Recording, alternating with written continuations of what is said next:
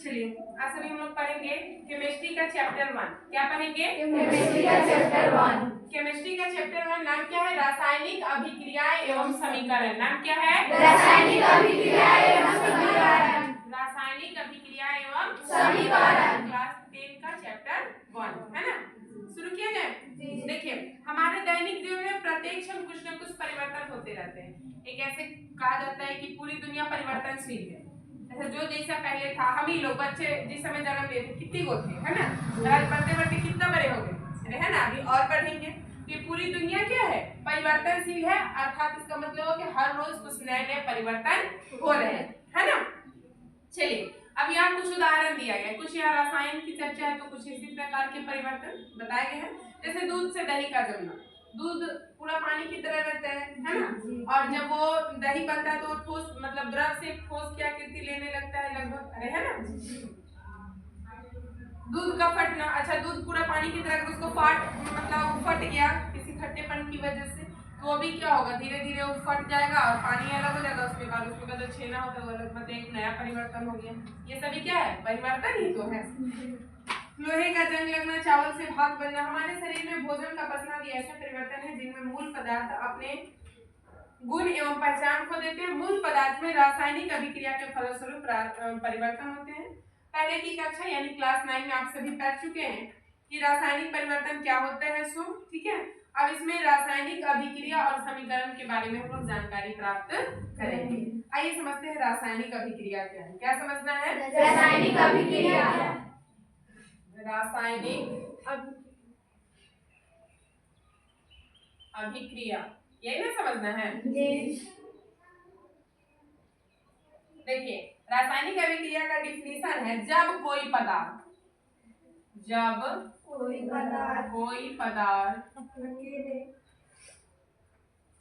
अकेले ही या किसी अन्य पदार्थ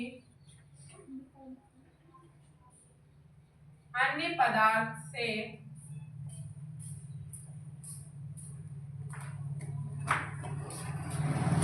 क्रिया करके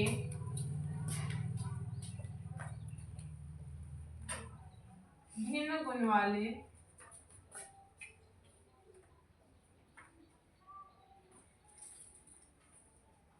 एक या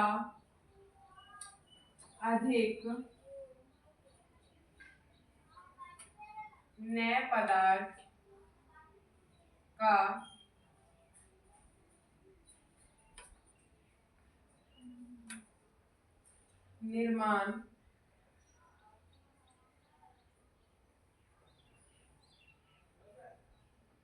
करता है तब वह रासायनिक अभिक्रिया कहलाता है। क्या कहलाता है? रासायनिक अभिक्रिया। अब ध्यान से समझिए क्या कर रहा है कि जब कोई पदार्थ है ना अकेले या किसी अन्य पदार्थ से क्रिया करके भिन्न गुण वाले एक या अधिक नए पदार्थों का निर्माण करता है तो हम इसको क्या कहते हैं? रासायनिक अभिक्रिया। रासायनिक अभिक्रिया। ठीक है। जैसे मान लीजिए कॉमन यहाँ भी बताया है कि चावल से भात का बनना, है ना। हम लोग क्या करते हैं, चावल पहले गैस पे पानी रखते हैं, है ना। पानी जब पूरा खौलने लगता है तो उस पानी में हम लोग क्या करते हैं, चावल डाल देते हैं। तो चावल को डाल देने के बाद वो चावल क्या हो जाता है, भात के रूप में परिवर्तित हो जाता है। तो वो क्या किया, वहां जाकर के वो अभिक्रिया ही तो कर रहा है एक प्रकार से, जो नया पदार्थ बन रहा है। उसी तरह से अब दूध है, दूध को हम गर्म करेंगे उसके बाद उसमें हल्का सा दही की मात्रा डाल देंगे। अब वो पूरे को क्या कर देगा, दही बना देगा, है कि नहीं। लोहा में जंग लगना उदाहरण दे रहे थे। लोहा में जंग कैसे लगेगी, मान लीजिए जैसे कोई भी लोहा है, ठीक है, वो बिना पेंट का है। अच्छा वो बिना पेंट का होगा तो उसका जो बाहरी परत होगा वो ऑक्सीजन के संपर्क में ही रहेगा, है ना। तो ऑक्साइड का परत बनाएंगे और ऑक्साइड का परत बना मतलब जंग लग गया, है ना, जिसको हम लोहे का संक्षारक कहते हैं। जंग लगने की प्रक्रिया को हम क्या कहते हैं, लोहे का संक्षारण। लोहा में लग रहा है तो लोहे का संक्षारण, है ना। ऐसे जंग लगने की प्रक्रिया को हम संक्षारण कहते हैं। संक्षारित होना मतलब उसमें से जो उसका मेन था ना उसमें से उसमें कमी आ रही है, ठीक है ना, वो अब उतना मजबूत वाला नहीं रह गया, ठीक है ना। आगे देखिए अब ये रासायनिक अभिक्रिया में जैसे मान लीजिए कि अभी हम यहाँ पर बना रहे हैं खीर, एग्जाम्पल क्या ले लो, खीर। तो खीर बनाने के लिए हमको क्या क्या चाहिए, चावल चाहिए, दूध चाहिए, चीनी चाहिए, ठीक। और इस सबको जब पकाएंगे ईंधन भी तो चाहिए ना भाई, बिना ईंधन का क्या, हम तीनों को मिला कर रख देंगे तो खीर बन गया, नहीं ईंधन भी चाहिए उसमें। ये तीनों चारों को जब मिला करके इस क्रिया से जब हम गुजरेंगे तो बनेगा तो क्या बन जाएगा, खीर। तो ध्यान दीजिए जो जो चीज हम बनाने में यूज किए, जैसे अभी नॉर्मल क्या यूज किए खीर बनाने के लिए, चीनी, चावल, दूध और है ना, ईंधन की मदद के बिना बन सकता है, लेकिन सामग्री यहाँ ये सब है, तो ये सब मिलाएंगे और तब जो बनेगा खीर। तो ध्यान दीजिए जो जो चीज मिला करके जो बना रहे हैं वो हो जाएगा अभिकारक, जो जो चीज मिला रहे हैं वो क्या हो जाएगा, अभिकारक। और जब अभिक्रिया हो जाएगा उस सब का और तब जो नया कुछ बन रहा है तो उसको हम क्या कहेंगे, प्रतिफल, उसको हम क्या कहेंगे, प्रतिफल। याद रहेगा। तो देखिए अभी हम एक अभिक्रिया लिख रहे हैं, जैसे अभी हम अभिक्रिया, हाइड्रोजन का संकेत क्या होता है, H1। हाइड्रोजन का संकेत होता है H, ठीक है, और उसका परमाणु संख्या क्या होता है, 1। तो अगर आपसे संकेत पूछा जाए तो क्या बोल रहे हैं, H, और उसका परमाणु संख्या पूछा जाए तो 1। कोई दिक्कत नहीं। देखिए यहाँ पर जैसे मान लिया हाइड्रोजन है ना, और हाइड्रोजन का 2 भाग और क्लोरीन का 2 भाग, ये दोनों जब मिलेगा अभिक्रिया करेगा तो इधर बन जाएगा क्या, हाइड्रोक्लोरिक अम्ल 2HCl, ये ना बनेगा। अच्छा ये दोनों जो है ना इसको हम कहेंगे अभिकारक, मतलब अभिक्रिया में भाग लेने वाले पदार्थ क्या कहलाते हैं, अभिकारक। डिफिनेशन आ गया कि अभिक्रिया में इसका भाग ले रहा है, भाग ले तो यही ना रहा है, आई बन करके तैयारी ना हो रहा है, तो जो बन करके तैयारी होता है किसी भी काम को करने पर हम कहते हैं मेरे मेहनत का फल है ना, तो उसी तरह से जो बन करके यहाँ तैयारी होगा उसको प्रतिफल कहेंगे, उसको हम क्या कहेंगे, प्रतिफल। याद रहेगा। क्या भी हम बताएं कि अभिक्रिया में भाग लेने वाले जो पदार्थ होंगे उनको हम क्या कहेंगे, अभिकारक। अभिकारक। अच्छा जो बन करके जो तैयार हो जाएगा उसको प्रतिफल। कोई दिक्कत नहीं, यहाँ तक तो कोई दिक्कत नहीं है। अच्छा देखिए रासायनिक अभिक्रियाओं की बहुत सारी विशेषता होती है, जैसे कुछ अभिक्रिया में गैस की उत्पत्ति होती है, गैस बनता है ना, कुछ में अवक्षेप बनता है, जैसे कोई क्रिया मिला है तो उसमें तलछट में कुछ बैठ जाता है कोई अभिक्रिया, कोई अभिक्रिया जैसे मान लीजिए कि हम पानी को यहाँ पे क्या कर रहे हैं, यहाँ पर कह रहा है कि अवक्षेप एक ठोस पदार्थ है जो रासायनिक अभिक्रिया के फलस्वरूप विलयन में से पृथक हो जाता है। उदाहरण के लिए यहाँ सोडियम क्लोराइड, सोडियम क्लोराइड का संकेत क्या होता है, NaCl। क्या होता है, NaCl के जरिए विलयन में सिल्वर नाइट्रेट का विलयन डालने पर सिल्वर क्लोराइड का दही जैसा सफेद अवक्षेप क्या हो जाता है, प्राप्त हो जाता है। अवक्षेप प्राप्त करना जैसे मान लो कभी पानी खूब खौलाते हैं, ऐसा बर्तन में किया है कभी, तो पानी खोलेगा तो क्या होगा, नीचे उजला उजला लेकर कुछ बन जाएगा जरिया में, तो उसी तरह से अगर ये अभिक्रिया करने के बाद कुछ तलछट में नीचे पेंदी में कुछ बैठ जा रहा है तो उसी को हम क्या कहेंगे, अवक्षेप। उसी को हम क्या कहेंगे, अवक्षेप। याद रहेगा। चलिए आगे उसी तरह से रंग परिवर्तन, कुछ अभिक्रिया करते हैं तो उसका रंग ऐसा रहता है, लेकिन अभिक्रिया करने के बाद रंग उसका क्या हो जाता है, चेंज हो जाता है, ये तो सभी को पता है, है ना। जैसे यहाँ पर कह रहा है कि पोटेशियम परमांगनेट मैग्नेट के बैंगनी रंग के विलयन में थोड़ा थोड़ा करके अगर हम नींबू डालेंगे तो बैंगनी रंग धीरे धीरे गायब हो जाएगा, सफेद रंग में आ जाएगा। समझ में आ रहा है कि नहीं आ रहा है। उसके बाद हम जैसे मान लीजिए हम लोग क्या करते हैं, नमक का जांच करने के लिए क्या करते हैं, नमक पर ही क्या डाल देते हैं, नींबू डाल देते हैं, तो नमक का जो उजला रंग रहता है गायब होकर के नीला रंग के जैसा हो जाता है कि नहीं हो जाता है। भले ही उसमें वो आयोडीन की मात्रा होती है लेकिन उसका वो रंग तत्काल क्या हो गया, अभिक्रिया करने के बाद चेंज हो गया कि नहीं हो गया। उसी तरह से आप चूना डाल करके देखिए, चूना में अगर मतलब क्या कहते हैं, चूना को दही में मिले उसका कलर चेंज हो जाएगा, ठीक है। वही हल्दी का हल्दी वाला पत्र रखिए, हल्दी वाला पत्र मतलब हल्दी एक पेपर पे घस लीजिए, जनरल अभिक्रिया हल्का सा उस पर दही डालिए, उसका कलर चेंज हो जाएगा। समझ में। हाँ नींबू डालिए खट्टा चीज तो उसका भी कलर क्या हो जाएगा, चेंज हो जाएगा। इस तरह से कुछ अभिक्रिया होती है जिसको करने के बाद उसका रंग चेंज हो जाता है। ठीक, तो हम इसका पहला विशेषता बताया है, विशेषता बताएं क्या क्या। फर्स्ट विशेषता बताएं कि उसमें से गैस की उत्पत्ति होती है, कुछ अभिक्रिया के फलस्वरूप किसकी उत्पत्ति होती है, गैस की उत्पत्ति, ठीक है। कुछ में अवक्षेप बनता है, अवक्षेप मतलब तो बताया ना, क्या बताया अवक्षेप मतलब, उसका जो तलछट में जो बैठता है ना उसी को हम क्या कहते हैं, अवक्षेप। तीसरा क्या बताया है, रंग का बदल जाना, तीसरा क्या होता है, रंग का बदल जाना, रंग परिवर्तन। समझ में ना। चलिए आगे देखिए, अगला है ताप में परिवर्तन। ताप भी जैसे मान लीजिए कि चूना है, चूना आप लोग दुकान से लेते हैं बाजार से, और चूना पर पानी डालिएगा क्या होता है, उसमें से उष्मा निकलने लगते हैं। कम करके देखो, अच्छा देखो ऐसे घर पेंट होने के लिए अभी जो पुराने जमाने का जो घर है उसको पेंट करके लोग नादी में चुन्ना को घोरते हैं, है ना। जिस समय चुन्ना घुराइत रहता है उसमें कितना गरम गरम रहता है, कभी छू करके देखा है, एकदम दबकते रहता है पूरा पानी, है कि नहीं। तो वही उसका ताप भी कभी कभी किसी अभिक्रिया का फलस्वरूप ताप क्या हो जाता है, चेंज हो जाता है, ठीक है। वही यहाँ पर कह रहा है कि अगर काली चूना के एक ढेले पर जल गिरा दिया जाए, जल मतलब पानी, तो यहाँ पर उसमें से उष्मा निकलने लगेगी। आप लोग इसको सब आदमी देखे होगा बट याद अभी नहीं आ रहा है। कभी किसी को देखिएगा ना कि नादी में घोरे हुए रहता है, एकदम डबकैत रहता है, उसमें से एकदम बुलबुले आते रहते हैं, तो क्या होता है वो उसमें से खदकाते रहता है ना उसको, तो गरम गरम उसको छुइएगा तो हाथ जल जाएगा। हाँ सही में करके देख सकते हैं। अरे हाथ जलने का मतलब क्या होता है, उसमें से गर्माहट आ रही है, लेकिन ऐसे ढेला छू कर देखिएगा तो कोई ऐसा गर्माहट नहीं रहेगा, मतलब वहाँ ताप उत्पन्न हो रहा है इस अभिक्रिया के। जब जल और काली चूना का अभिक्रिया कराएंगे तो वहाँ से गर्मी उत्पन्न होगा। समझ में आ रहा है क्लियर है। तो समझ में नहीं आया तो पूछते भी चलिएगा बीच बीच में, ऐसा नहीं है कि हम नहीं पूछेंगे तो, मतलब हमको समझ में भी तो आना चाहिए ना कि आपको क्या नहीं आ रहा है, पूछते भी चलिए। आगे ये अवस्था में परिवर्तन, अगला क्या है, सॉरी एक तो हम लिखे ही नहीं, क्या बताए हैं, ताप में परिवर्तन, ताप में परिवर्तन, परिवर्तन।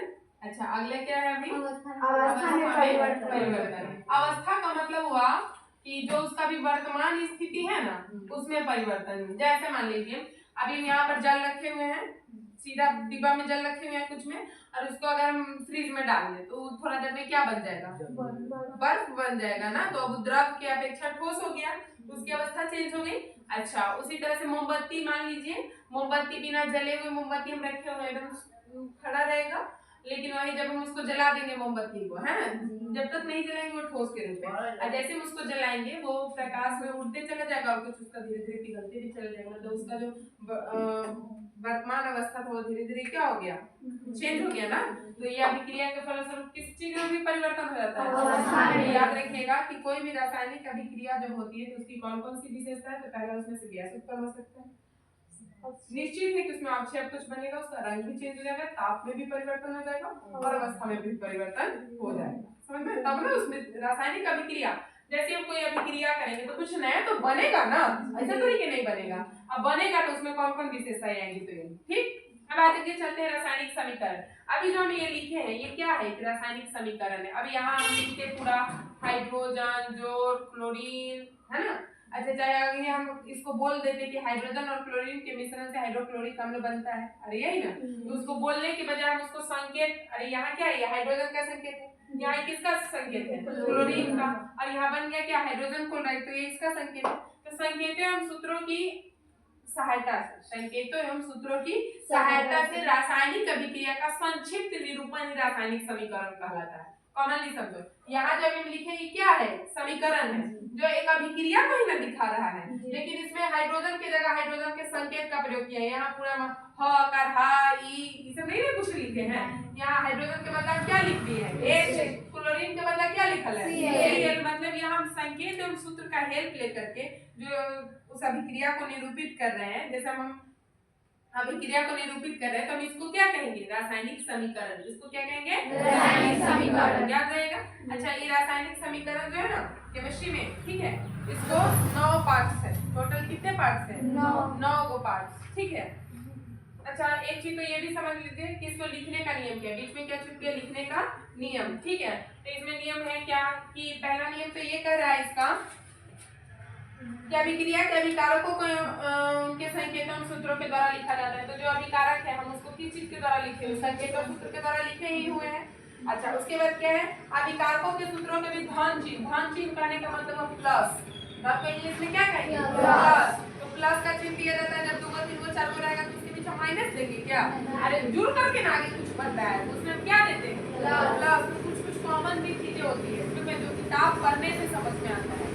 अगर हम कोई चीज पढ़ा रहे हैं उसके बाद अगर हम उसका रिवीजन नहीं ना करेंगे तो बिना रिवीजन के कोई भी चीज ज्यादा टाइम तक याद नहीं रह सकता, थोड़ा सा उसको घर में जाकर के रिवीजन करना भी पड़ता है, समझ में कि नहीं। अगर आप लोग बिल्कुल रिवीजन नहीं करेंगे तो शायद भूल भी जाए, ठीक है, माइंड में नहीं है, निकल ही जाता है।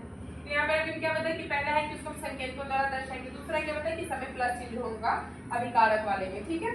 उसके बाद क्या है कि अभिक्रिया में जो ये तीर का चिन्ह है, ठीक है, कौन सा चिन्ह है, तीर का चिन्ह है, ये अभिकारक और प्रतिफल के मध्य में होता है। मध्य कहने का मतलब क्या, बीच में होता है, कहाँ होता है? बीच बीच में में। होता है, ठीक है। और ये तीर चिन्ह बताता है कि किस ओर प्रतिफल बन रहा है। अगर ये तीर चिन्ह हम इधर रख देंगे तो प्रतिफल इधर हो जाएगा, है ना। और तीर चिन्ह भी इस ओर है तो ये प्रतिफल इस ओर बन रहा है। समझ में आई कि नहीं? चलिए, अब यहाँ तक समझने में कोई दिक्कत नहीं। चलिए, अब ये रासायनिक समीकरण को 9 पार्ट्स में बांटे हुए। कितने पार्ट्स में? 9 पार्ट्स में। याद रखिएगा।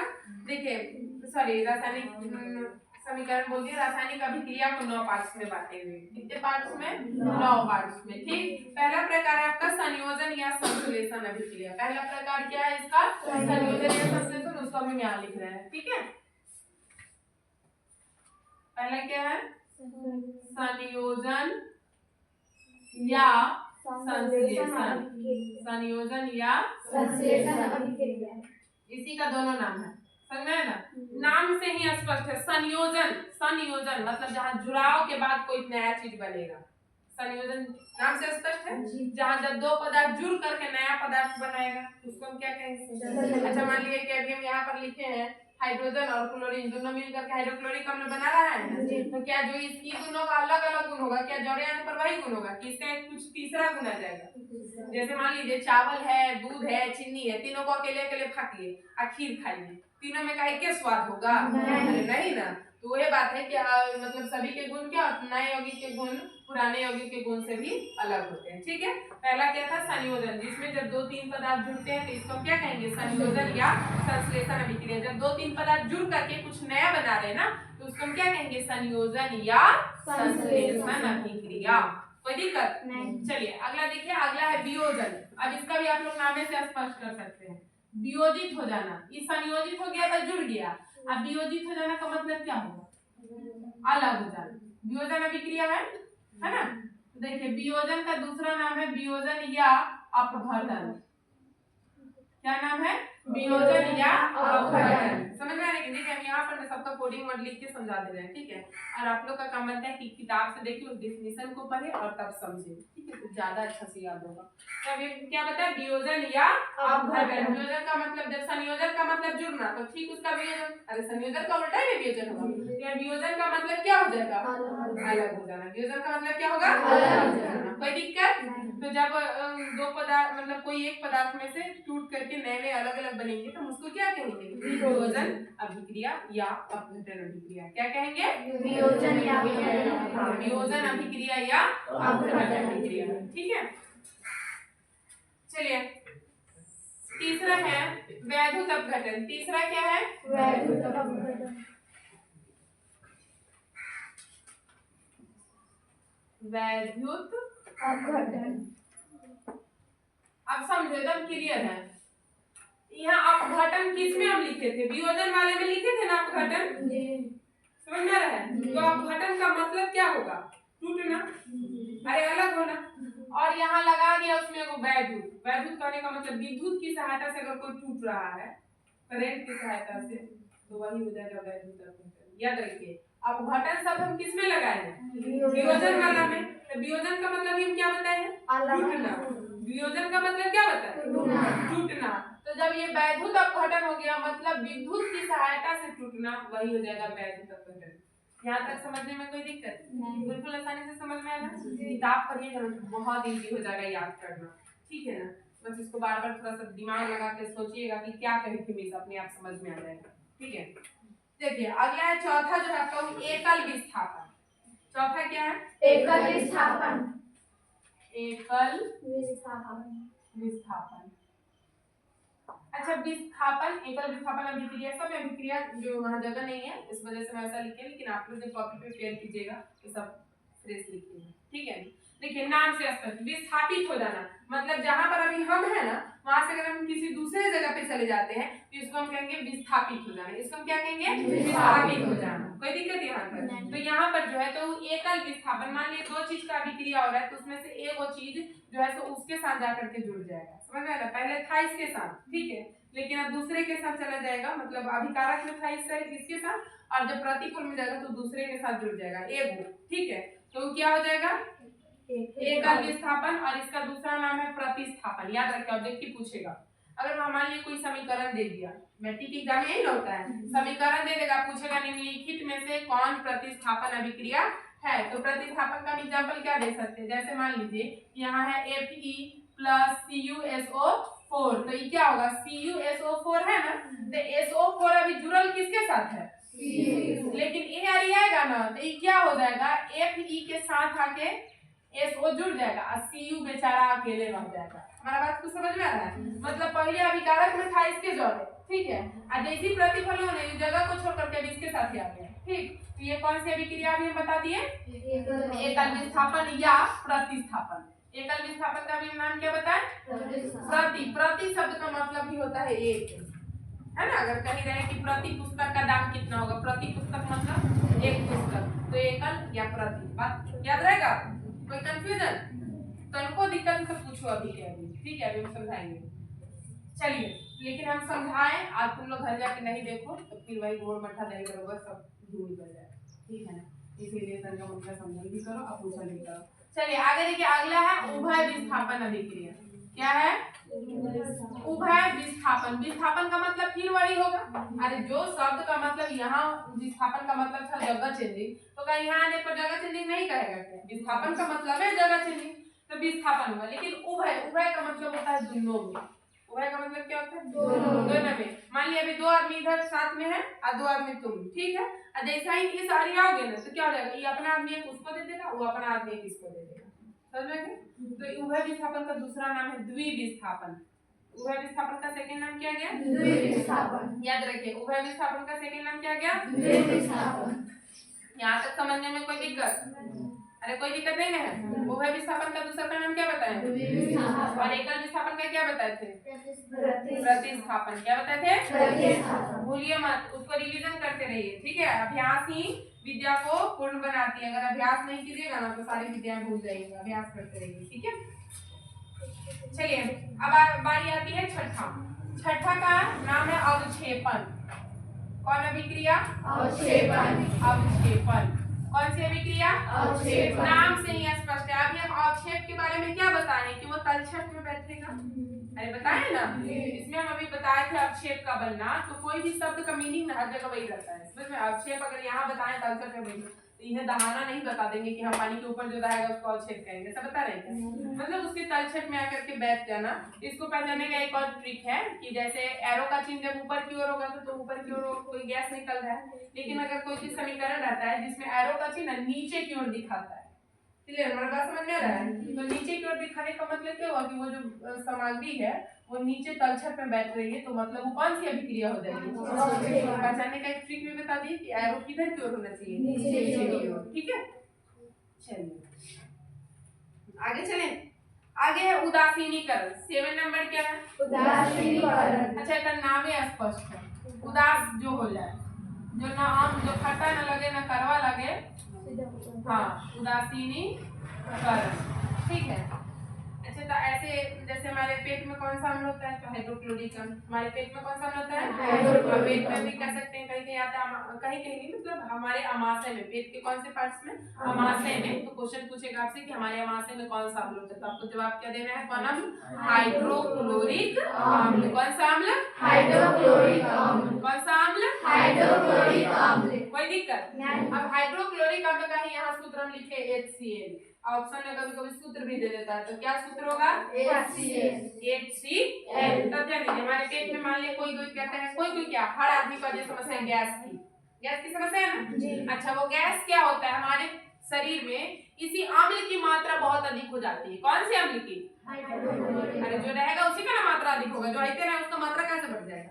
तो हमारे शरीर में है हाइड्रोक्लोरिक अम्ल, तो इसी का मात्रा क्या हो जाता है? बढ़ जाता है, जिसको हम लोग ऐसे बोलचाल की भाषा में कहते हैं कि गैस बन रहा है। एसिडिटी को हिंदी में हम कहते हैं अम्लीयता। एसिडिटी को हिंदी में क्या कहते हैं? अम्लीयता। तो वही अम्ल बढ़ने लगता है, तो हम लोग क्या करते हैं? इनो पी लेते हैं जनरल। अच्छा, इनो में क्या रहता है? कोई भास्मिक चीज रहेगा, चाहे वो जीरा वाला हो सकता है, अजवाइन वाला हो सकता है। तो जीरा अजवाइन ये सब जब आप खा के देखिए तो आपको कड़वा लगेगा। क्या लगेगा? कड़वा। तो जैसे ही उस कड़वे चीज को यानी भास्मिक चीज को हम अपने शरीर के अंदर प्रवेश कराते हैं, तो वो क्या होता है? जो गैस यानी जो हाइड्रोक्लोरिक अम्ल की जो मात्रा बनी रहती है वो हमारे शरीर से मल मूत्र त्याग द्वारा, पसीना द्वारा सब बाहर निकल जाता है। समझ में आ रहा है कि नहीं मेरी बात? तो यहाँ जो तो वो क्या हुआ? हमारे शरीर को उदासीन बनाया। अरे क्या बनाया? उदासीन बनाया। तो यहाँ क्या हुआ, इसका परिभाषा अगर हमको देना होगा उदासीनीकरण अभिक्रिया, तो वह रासायनिक अभिक्रिया जिसमें कोई अम्ल किसी भस्म के साथ क्रिया करके लवण और जल बना दे। मतलब हमारे पेट में क्या था, अम्ल था, हमारे पेट में क्या था, अम्ल था, उसमें से हम मान लिए कोई भास्मिक चीज खाएं, क्या खाएं, भास्मिक चीज, तो वो हमारा देखते हैं जनरली यूज करते हैं लोग, एक डॉक्टर वाला भी दवाई सीख लो सब। आज गैस का प्रॉब्लम ना घरे घरे है, तो आप लोग फट दिन जाते गैस के टैबलेट खरीद के दे देते हैं। बाबू आज के डेट में जितना भी टैबलेट है ना, वो कहीं ना कहीं आपके शरीर को एक तरह से हानि ही पहुंचा रहा है, समझ में है ना। जितना ज्यादा से ज्यादा हो सके आप इस टैबलेट को खाने से परहेज रखिए, नहीं खाइए इस टैबलेट को, समझ में आए कि नहीं। अब इसके लिए उपाय क्या होगा भाई, बीमारी में मरेंगे थोड़ी ही, तो अब देखिए कि बीमारी का जड़ क्या है। तो गैस क्यों बना, गैस किसको कहते हैं, तो हमारे पेट में अम्लीयता की मात्रा हमारे शरीर में बढ़ रही है। कमेंट समझ में आ रहा है कि नहीं, सामान्य सी बात है, इसको समझो, ठीक है। तो अब हमारे पेट में, और हम केमिस्ट्री में क्या कर रहे हैं, उदासीन कब होगा हमारा शरीर, जब अम्ल है तो उसमें क्या डालेंगे, भस्म, अम्ल है तो क्या डालेंगे, भस्म, तो खुद वह लवण और जल बन जाएगा, खुद क्या बन जाएगा, लवण और जल। हम कह रहे हैं क्या, नहीं, आपका किताब कह रहा है, आपका एजुकेशन कह रहा है ना। तो इसको देखो बाबू, जीवन में केवल किताब पढ़ने से नहीं होता, उसका कहीं जहाँ हमको जितना समझ में आए उतना यूज भी करना पड़ता है ना। तो अब कभी भी किसी को गैस बने तो क्या कीजिए, उसको एजवाइन तो हर जगह उपलब्ध ही है, ठीक है। हल्का सा गर्म पानी लीजिए, गुनगुना पानी, हल्का सा काला नमक, ये जो नमक है ना एक प्रकार से जहर ही है, 2 सफेद जहर, एक आज का जो नमक है सो और आज का जो चीनी है सो, ये दोनों खाने से भी परहेज रखिए। केमिस्ट्री पढ़ रहे हैं तो सीखिए कौन सा चीज हम खाएंगे तो फायदा करेगा। और आज के दिन में जितनी बीमारियां हो रही है हमारे खान पान की वजह से ही हो रही है, हम अच्छा शुद्ध खाना ही नहीं खा पाते। आज के डेट में जितने भी मतलब फसल उगते हैं सब में इतना अधिक ना मतलब खाद बीज की मतलब खाद की मात्रा होती है, इतना ज्यादा उसमें छिड़काव रहता है ना, कि वो खाद्य पदार्थ अब शुद्ध रह ही नहीं गया है, बल्कि उन खाद्य पदार्थों के जरिए हम और ज्यादा जहर ही खा रहे हैं। अगर कीटनाशक दवा का छिड़काव हो रहा है खेत में तो केवल जीवे जंतु मरेगा, अरे भाई उससे जो फल तैयार होगा उसको हम खाएंगे तो वो हमारे शरीर को भी तो कहीं ना कहीं क्षति पहुंचा रहा है ना।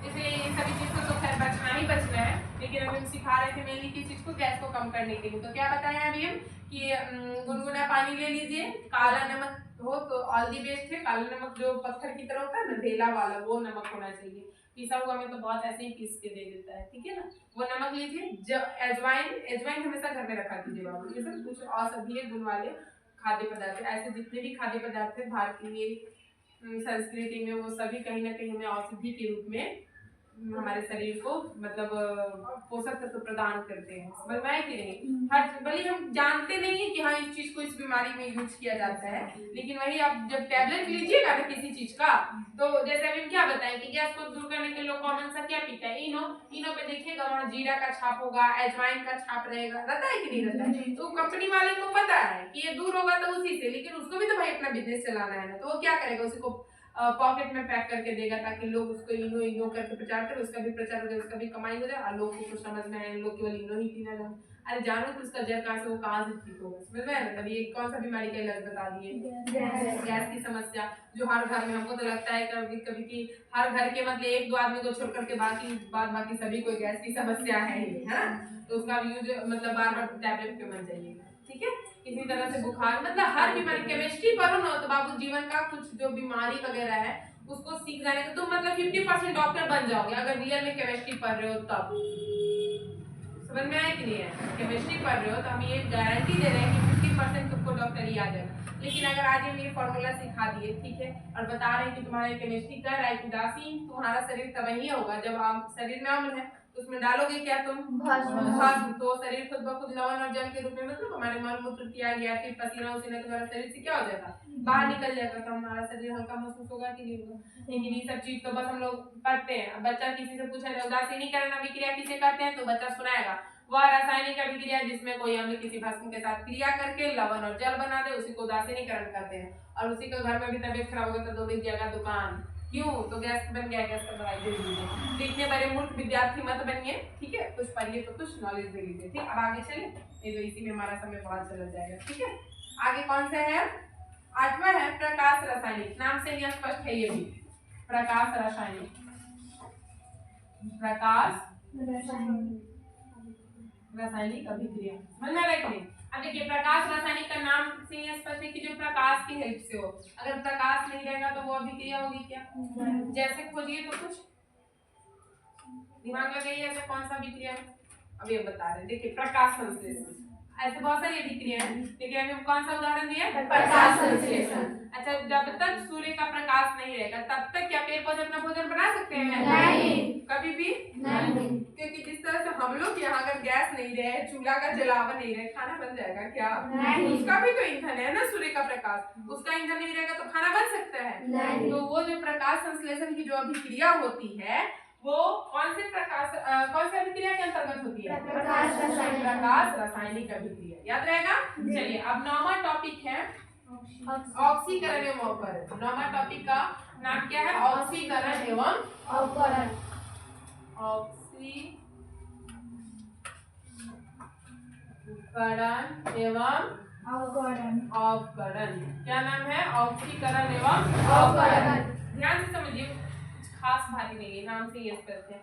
ऑक्सीकरण देखो, पहले ये समझो, दोनों के संयुक्त रूप को हम रेडॉक्स अभिक्रिया कहते हैं। गड़बड़ाना नहीं। तुमसे अगर कोई पूछ दे कि रेडॉक्स अभिक्रिया क्या होता है, तो ऑक्सीकरण और अवकरण का संयुक्त रूप ही क्या कहलाता है? रेडॉक्स अभिक्रिया। कौन सी अभिक्रिया? रेडॉक्स अभिक्रिया। भुलाइएगा क्या? नहीं, पूरा दिमाग देखो, आंख को ने कैमरा की भांति करके करो, समझ में आया ना? तुम्हारा आंख जितना भी लिखे ना, इसका अगर फोटो खींचे हुए रहेगा, ठीक है ना, तो ये क्या होगा, तुम जब भी पढ़ने बैठोगे ना, तो पर तुमको याद पड़ेगा कि अच्छा ये लाइन मिस ऐसे लिखी हुई थी, वो वहाँ पे क्या वो बोल के समझाई थी, समझ में आया ना? तब तुमको स्पष्ट समझ में आएगा।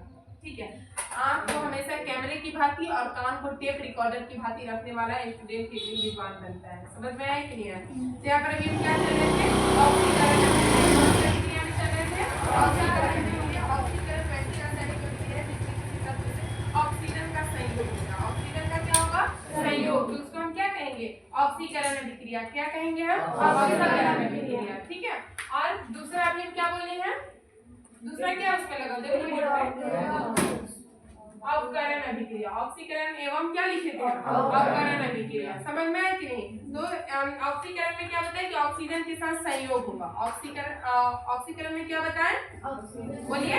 हाँ, जब कोई अभिक्रिया ऑक्सीजन के संयोग करने से होगी तो उसको कहेंगे ऑक्सीकरण। ठीक है, और ऑक्सीकरण का ठीक विपरीत होगा अवकरण। किसी में से अगर ऑक्सीजन हट जा रहा है ना, तो हो जाएगा अवकरण, और किसी में ऑक्सीजन अगर जुड़ जा रहा है तो ऑक्सीकरण। क्लियर? समझ में आ रहा है कि नहीं? ठीक उल्टा, एकदम दिमाग लगाओ यहाँ पर। क्या अभी हम समझाएं कि ऑक्सीजन किसी अभिक्रिया में अगर जुड़ रहा है तो उस अभिक्रिया को हम क्या कर सकते हैं? ऑक्सीकरण। ऑक्सीकरण। कौन अभिक्रिया? ऑक्सीकरण। अच्छा, और किसी अभिक्रिया में से अगर ऑक्सीजन हट रहा है तो उसको क्या कहेंगे? अवकरण। क्या कहेंगे? अवकरण। आज के लिए काफी है इतना। अब इसको जाइएगा, घर पे रिवीजन कीजिएगा, थोड़ा सा बुक पढ़िएगा और वहाँ डेफिनेशन देखिएगा, तो अपने आप आपको क्या हो जाएगा, ये समझ में आ जाएगा। ठीक है, कोई दिक्कत?